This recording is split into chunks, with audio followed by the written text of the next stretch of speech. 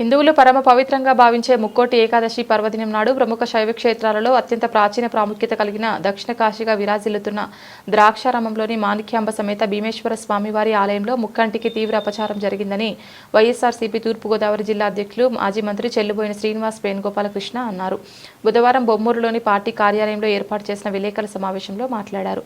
8వ శతాబ్దం నుంచి 11వ శతాబ్దం మధ్య నిర్మింపబడిన ఆలయంలో కపాలేశ్వర విగ్రహం ధ్వంసం జరిగిందన్నారు. ఈ ఆలయంను ఆగమశాస్త్ర ప్రకారం శృంగేరి పీఠాధిపతులు సలహాల ద్వారా నడుపుతుంటారు. అధికార ప్రభుత్వం తక్షణమే సంధ్యా సమయంలో విగ్రహాన్ని హడావుడిగా ప్రతిష్ఠించారన్నారు. మూఢమాసంలో ఏ ముహూర్త నిర్ణయం లేకుండా సంప్రోక్షణ జరగకుండా ఆలయ ఆగమశాస్త్ర ప్రధానంగా శృంగేరి పీఠాధిపతులను సంప్రదించకుండా విగ్రహాన్ని అతి ప్రాచీనమైన 11వ శతాబ్దం నుంచి ఉన్న విగ్రహం ధ్వంసమైతే సామాన్యమైన ఒక విగ్రహాన్ని ప్రతిష్ఠించి భక్తుల మనోభావాలు దెబ్బతీశారన్నారు.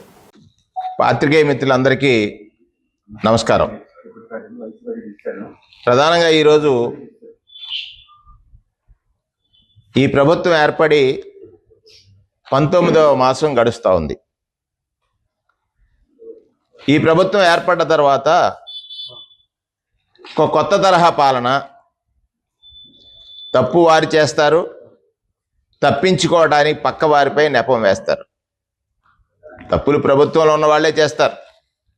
తప్పించుకోవడానికి ప్రతిపక్షాలపై నెట్టడమే ఒక ఆచారంగా కొత్త రాజకీయాల్ని మొదలుపెట్టారు. అంటే కూటమి అనేటువంటి ఒక బలం ప్రజాస్వామ్యాన్ని కూనీ చేస్తుంది. వాడి ఆలోచన విధానం. ఇక్కడ సామాన్యుడికి రక్షణ లేదు. అలాగే సామాన్యుడికి రక్షణ లేదు సరికదా, ముక్కంటికి రక్షణ లేదు. ముక్కంటి అంటే ఎవరు? పరమశివుడు. పరమశివుడికి కూడా రక్షణ కరువైంది అనే విషయాన్ని మీ ద్వారా ఈ రాష్ట్ర ప్రజానీకానికి తెలియజేయదలిచాను. ముక్కంటి అనే పదం నేను ఎందుకు వాడానంటే, ప్రముఖ శైవ క్షేత్రాలలో అత్యంత ప్రాచీన ప్రాముఖ్యత కలిగినటువంటి దక్షిణ కాశీగా విరాజిల్లే ద్రాక్షారామ క్షేత్రంలో జరిగినటువంటి అపచారం. ద్రాక్షారామ భీమేశ్వరుడు అంటే దేవదేవ మహాదేవ నీలగ్రీవ సదాశివ భావనాతీత భూతేశ భీమనాథ నమోస్తుతే అని భీమఖండంలో చెప్తారు.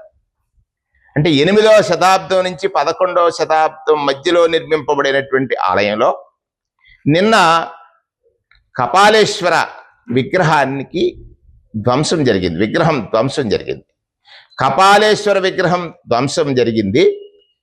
ధ్వంసం జరిగినటువంటి తీరుని ఆలయ అధికారులు లేకపోతే పైనుంచి ప్రభుత్వం వారికి ఇచ్చినటువంటి ఏదైతే ఆ ధ్వంసమైనటువంటి విగ్రహాన్ని ఎవరు ధ్వంసం చేశారు, ధ్వంసం చేసిన వారికి ఏ ఎఫిలియేషన్ ఉంది, దానికి సంబంధించినటువంటి ఇన్వెస్టిగేషన్ ఏదైతే పరిశోధన జరగలేదు. జరుగుతున్నా కూడా తక్షణమే ఎక్కడ ఆగమోక్తంగా ఆలయంలో విగ్రహానికి అపచారం జరిగిన, విగ్రహం ఛేదమైన దానిని ఒక ఆగమ శాస్త్ర ప్రకారంగా, అందులో ద్రాక్షారామ ఆలయాన్ని శృంగేరి పీఠాధిపతులు ఎప్పుడు కూడా సలహాల ద్వారా నడుపుతూ ఉంటారు. శృంగేరి పీఠాధిపతులు అటువంటిది ఏమీ లేకుండా తక్షణమే సాయం సమయం మూఢంలో, అంటే మాసాల్లో మనం చూసినట్లయితే పవిత్రతకి నిలయమైనటువంటి సందర్భం మూఢమహోత్సవంలో కూడా సాయంత్ర సమయం, అది కూడా సంధ్య వారిపోయిన తర్వాత సూర్యాస్తమయం జరుగుతున్నటువంటి సమయంలో విగ్రహాన్ని హడావిడిగా ప్రతిష్ఠించారు. ఇక్కడ జరిగింది నేనన్నాను కదా ముందే, సామాన్యుడికి ఎలా రక్షణ లేదు. మనకి సృష్టికర్త అయినటువంటి, స్థితికర్త, లయకర్త అయినటువంటి పరమశివుడికి కూడా రక్షణ ఇవ్వలేదు ఈ ప్రభుత్వం. జరిగినటువంటి ఉదాంతాన్ని ఎంత తొందరగా మనం కప్పేస్తే ప్రజలు దీని మీద మర్చిపోతారనేటువంటి ఒక ఉద్దేశంతో నిన్న ద్రాక్షారామ క్షేత్రంలో జరిగినటువంటి అపచారం, దైవాపచారానికి ఈ ప్రభుత్వం ఒడిగట్టినటువంటి ఇంకొక అపచారం ఏమిటంటే, ఎక్కడా ముహూర్త నిర్ణయం కాకుండా, సంప్రోక్షణ జరగకుండా, ఆలయాగమ శాస్త్ర ప్రకారంగా ఏ శృంగేరి పీఠాధిపతులు ఆలయానికి శాస్త్ర సంకేతాలు ఇస్తారో సందేశాలు ఇస్తారో వారిని ఎక్కడ సంప్రదించినట్టుగా కానీ లేకుండా విగ్రహాన్ని, అంటే అది అతి ప్రాచీనమైన 7వ 8వ శతాబ్దం నుంచి ఆలయంలో ఉన్నటువంటి విగ్రహంగా చెప్తున్నారు. 11వ శతాబ్దం నుంచి ఉన్నటువంటి విగ్రహంగా చెప్తున్నారు. ఇది సెంట్రల్ ఆర్కియాలజీ డిపార్ట్మెంట్ అధీనంలో ఉన్నటువంటి ఈ విగ్రహం ధ్వంసమైతే సామాన్యమైనటువంటి ఒక విగ్రహ రూపాన్ని తీసుకొచ్చి అక్కడ భక్తుల మనోభావాలపైన ఈ ప్రభుత్వం పెద్ద వేటు వేసింది. అంటే నిన్న పవిత్రమైనటువంటి వైకుంఠ ఏకాదశి అత్యంత పర్వదినం, ధనుర్మాసంలో అత్యంత పర్వదినాన మహావిష్ణువు కొలువైనటువంటి ఆ శైవ క్షేత్రంలో స్థితికారకుడు, ఆయన క్షేత్రపాలకుడు, అక్కడ లక్ష్మీనారాయణుడు క్షేత్రపాలకుడు. ద్రాక్షారామ క్షేత్రానికి క్షేత్రపాలకుడు లక్ష్మీనారాయణుడు. ఆ లక్ష్మీనారాయణ స్వామి వారి యొక్క వైకుంఠ ఏకాదశి పర్వదినాన్న ఈ అపచారం జరిగితే ఆ అపచారానికి ప్రాయశ్చిత్తం సరైన రీతిలో చేయకుండా కేవలం విగ్రహ రూపాన్ని మాత్రమే అక్కడ ఆవిష్కరింపచేశారు తప్ప భక్తుల మనోభావాలకు ఎక్కడా కూడా ఈ ప్రభుత్వ అధికారులు గౌరవం ఇవ్వలేదు, ప్రాధాన్యత ఇవ్వలేదు అంటానికి ఇదొక ఉదాహరణగా తెలియజేస్తూ చంద్రబాబు నాయుడు గారి ప్రభుత్వం దైవాపచారం, దూషణ కంటే దైవాపచారం ఏ విధంగా చేశారు ఆయన పాలనా సమయాల్లో అని చూసినట్లయితే చరిత్ర చెబుతున్నటువంటి అనేక అంశాలున్నాయి. ఇటీవల కాలంలో కాశీనాయన క్షేత్రం ఆశ్రమంలో కూల్చివేశారు. అంటే భగవంతుడి పట్ల వారికి ఉన్నటువంటి భావన ఏమిటనేది అర్థం అవుతున్నటువంటి వాడుకున్నారంటానికి ఇది ఒక మచ్చు తునక. ఎంచేతంటే గుంటూరు జిల్లా పరిధిలో సుమారు 40కి పైగా ఆలయాల్ని కూల్చేసినటువంటి చరిత్ర చంద్రబాబు నాయుడు గారి పరిపాలనలో జరిగింది అనేటువంటి విషయాన్ని ఇవాళ ఈ సందర్భంలో మనవి చేస్తా ఉన్నాను. ధార్మికవేత్తలు, స్వాములు, భక్తులు తీవ్ర ఆగ్రహం వ్యక్తం చేసినా కూడా వెనకడుగు వేయకుండా దుశ్చర్యలకు పాల్పడుతూ బాటసారుల కోసం సత్రాలు సైతం, ఏదైతే సత్రాలు ఉన్నాయో వాటిని విక్రయించినటువంటి పరిస్థితులను కూడా మనం చూసాం. చంద్రబాబు నాయుడు గారికి భగవంతుడంటే భక్తి అలా ఉన్నా కానీ భక్తి లేదు. ఎందుచేత అని అతి ప్రాచీనమైనటువంటి చారిత్రకమైనటువంటి తిరుమల క్షేత్రంలో 1000 కాల మండపం 2003లో ఆయన కూల్చివేసిన ఘటన ఒక్కసారి ఆలయ పరిరక్షణ, సనాతన ధర్మాన్ని రక్షిస్తామని చెప్పినటువంటి పెద్దలు ఈ సనాతన ఆలయ నిర్మాణాలు కాదు, సనాతన ఆలయాలు నిర్మూలన చేసినటువంటి దాఖలాల్లో చరిత్రలో 2003లో 1000 కాల మండపాన్ని కూల్చేసిన సందర్భంలో చిన్నజీయర్ స్వామి వారు ఎంత వ్యతిరేకతను వ్యక్తం చేశారో మనకు అర్థం అవుతూ ఉంది. ఈ పవిత్రత సుమారుగా ఆయన ఏదైతే తిరుమల క్షేత్రాన్ని 1000 కాల మండపాన్ని మూడ్చేసిన తర్వాత అక్కడ నుంచి ఆయన వ్యాపార సామ్రాజ్యాన్ని విస్తరించుకోవడానికి ఒక ప్రయత్నం చేశారు.